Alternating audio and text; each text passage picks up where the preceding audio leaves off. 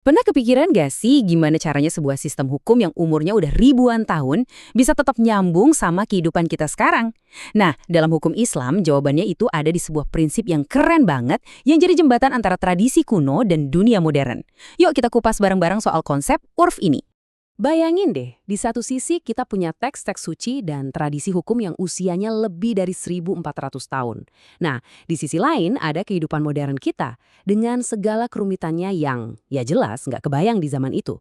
Terus gimana caranya dua dunia ini bisa ketemu? Pertanyaan besarnya kan jadi gini, emangnya bisa kerangka hukum kuno ini dipakai buat ngatur hal-hal kayak transaksi online, kontrak kerja zaman sekarang, atau bahkan norma-norma sosial kita yang berubah terus? Apa jangan-jangan ada jurang pemisah yang terlalu besar?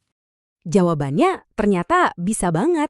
Dan solusinya itu udah ada di dalam tradisi hukum Islam itu sendiri. Ada satu konsep kunci yang perannya itu persis kayak jembatan yang menghubungkan prinsip ilahi yang abadi sama kenyataan hidup manusia yang selalu berubah. Konsep itu adalah urf. Oke, kita kenalan yuk sama bintang utama kita hari ini. Urf. Mungkin namanya kedengaran agak asing ya di telinga, tapi idenya sendiri sebenarnya sangat kita kenal.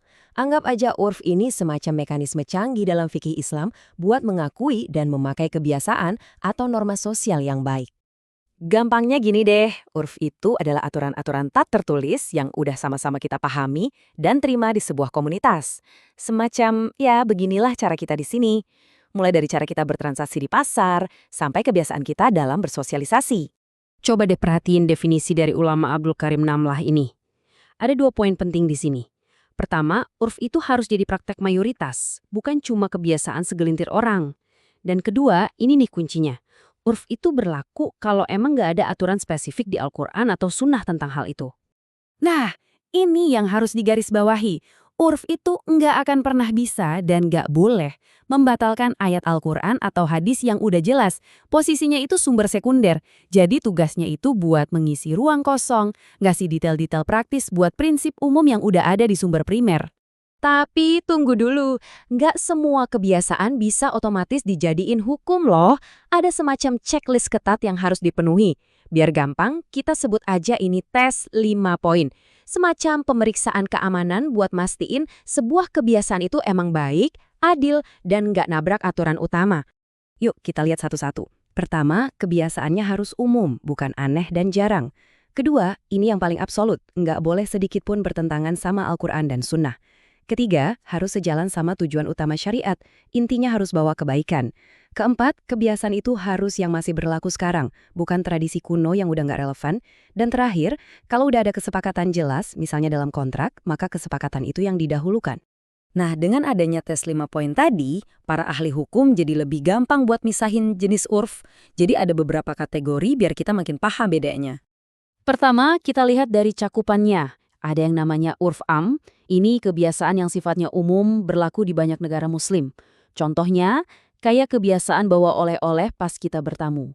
Terus ada urf khas, ini yang lebih lokal, spesifik di satu daerah atau bahkan profesi tertentu.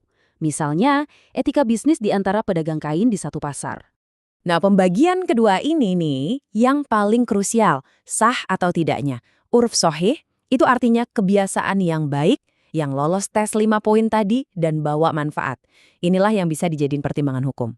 Kebalikannya ada urf fasid, artinya kebiasaan yang rusak. Contohnya, kebiasaan yang ada unsur riba atau judinya. Jelas ini ditolak mentah-mentah karena langsung nabrak larangan di Al-Quran. Oke, cukup teorinya. Sekarang bagian paling seru. Kita lihat gimana urf ini bekerja di dunia nyata. Disinilah konsep ini benar-benar jadi terasa hidup dan relevan. Ini ada contoh yang luar biasa.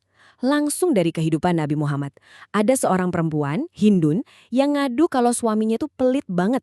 Nah, apa jawaban Nabi? Beliau nggak ngasih angka pasti, sekian dirham atau sekian dinar. Beliau justru bilang, ambil aja yang cukup buat kamu dan anakmu sesuai dengan kebiasaan. Nah, frasa bil ma'ruf ini artinya sesuai apa yang dianggap baik dan wajar. Ini adalah urf. Ini pengakuan langsung dari Nabi bahwa standar kewajaran di masyarakat itu penting. Dan prinsip ini kepake banget sampai sekarang. Urf itu yang bantu kita nentuin banyak hal praktis. Misalnya, berapa sih mahar yang wajar di daerah kita? Standar nafkah yang layak itu seberapa?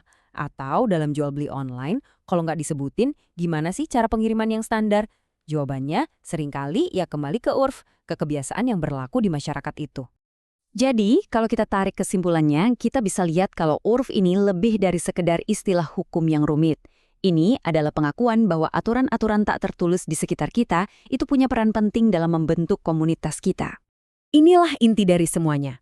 Urf itu adalah mekanisme adaptasi dalam hukum Islam. Dia yang memastikan kalau nilai-nilai keadilan dan kebaikan dari Al-Quran dan Sunnah bisa terus diterapkan secara praktis. Nggak peduli di mana dan kapanpun kita hidup. Dan ini jadi bukti yang jelas banget ya, kalau hukum Islam itu bukan sesuatu yang kaku dan beku dari masa lalu. Justru sebaliknya, ia punya fleksibilitas yang luar biasa buat tumbuh dan berkembang bareng manusia, asalkan tetap berpegang pada prinsip-prinsip utamanya. Nah, sebagai penutup, saya mau kasih satu pertanyaan buat Anda renungkan. Coba deh pikirin komunitas Anda sendiri, bisa lingkungan rumah, kantor, atau bahkan keluarga.